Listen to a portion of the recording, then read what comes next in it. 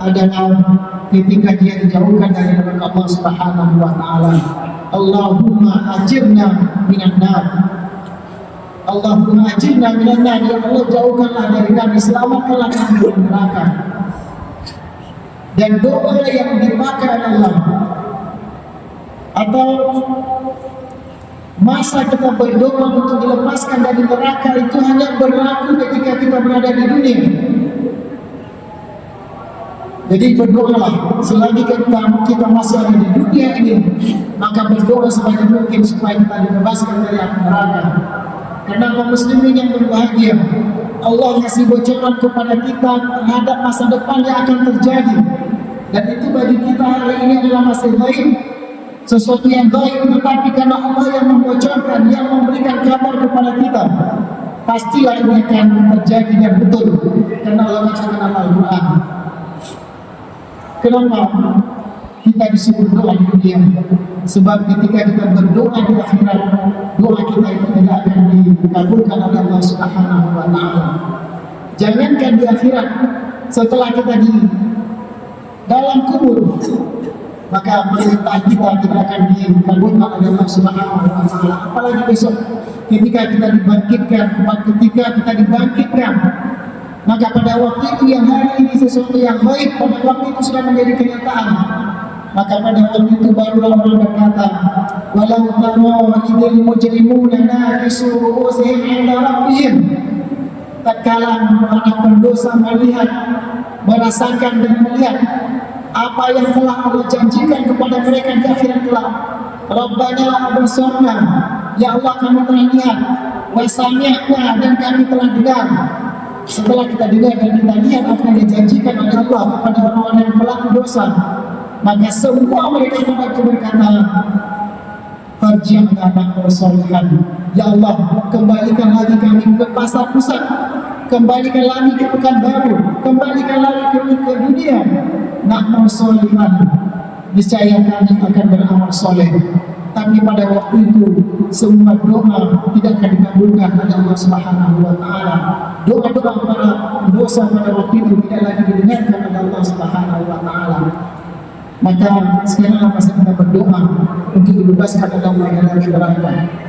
Kemudian kaum muslimin yang berbahagia, ketika di mahsyar, ketika kiamat nanti, orang berdoa, orang meminta pada Allah supaya dikembalikan kepada dunia, tapi tidak mungkin itu terjadi. Apakah orang-orang pendosa, apakah pelaku-pelaku maksiat berhenti meminta pada Allah? Ternyata tidak. Meskipun mereka di dunia tidak pernah bicara meminta pada Allah supaya dibebaskan dari api neraka, tetapi besok di akhirat mereka berlomba-lomba meminta pada Allah. Bagi kaum muslimin berbahagia, sebagai tausiah singkat kita pada siang hari ini, kita akan sampaikan berdasarkan ayat-ayat Al-Quran.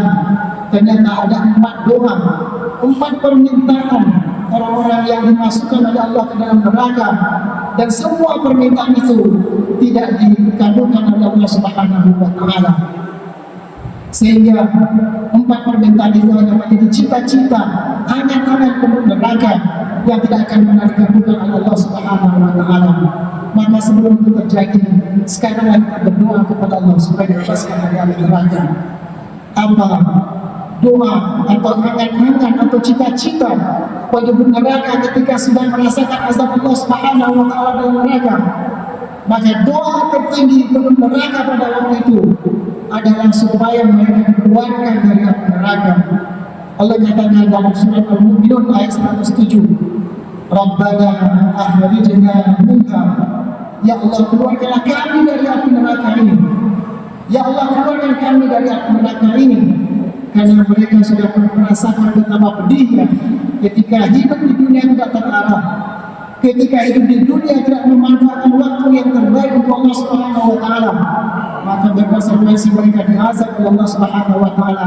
Maka target terakhir, cita-cita tertinggi penduduk neraka itu tidak lain kecuali Rabbana akhrijna, ya Allah keluarkanlah kami dari neraka.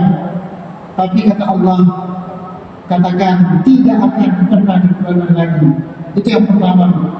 Lalu ketika Allah Subhanahu wa taala tidak mengabulkan permintaan penduduk neraka supaya mereka dikeluarkan, maka mereka menurunkan cita-cita mereka. Cita-cita mereka yang berikutnya adalah mereka bicara kepada malaikat Malik sebagai penjaga neraka. Maka mereka katakan, wa nadau ya Malik, dan mereka menyeru memohon kepada malaikat Malik supaya apa? Supaya malaikat Malik meminta kepada Allah, liyaqdi alaina rabbuk, supaya karena kami juga tidak bisa keluar dari neraka ini, minta wahai Malik kepada Allah supaya kami dimatikan saja dalam neraka ini. Matikan saja kami, karena kami tidak bisa lagi keluar, maka matikan saja kami dari dalam neraka ini. Maka kata malaikat Malik, qala innakum ma'rifun, tidak bisa kalian mati lagi, karena neraka ini adalah tempat kalian yang paling baik dan kalian kekal di dalamnya. Ini adalah permintaan kedua dan angan-angan kedua neraka setelah Allah tidak kabulkan bisa dikeluarkan, kemudian dia minta dimatikan kepada Allah Subhanahu wa taala. Tapi tetap saja kehidupan neraka sebagaimana kehidupan di surga adalah khalid, yaitu kekal, maka mereka tidak bisa mati lagi. Maka permintaan yang mereka minta mati itu tidak dikabulkan oleh Allah. Kemudian ketika mati juga tidak bisa, maka mereka minta lagi turunkan target mereka lagi. Apa katanya? Maka sebagaimana Allah firmankan dalam surah Ghafir ayat 49, Allah Subhanahu wa taala, wa qala alladziina fil nar, dan orang-orang dalam neraka itu akan berkata di khazanati jahannam, kepada pemelihara neraka jahannam, ud'u rabbakum, supaya mereka berdoa kepada Tuhan mereka, yukhaffif 'anna yawman min al-'adzab, kalau kami tak bisa mati, mohon wahai malaikat, minta kepada Allah supaya sedikit diringankan penderitaan kami dalam neraka ini. Inilah permintaan ketiga dari penduduk neraka. Tetapi apa kalau ringankan? Ternyata tidak. Allah tidak sedikit pun ringankan asap-asap di dalam yang penduduk neraka tersebut. Dan ketika itu tidak dikabulkan Allah.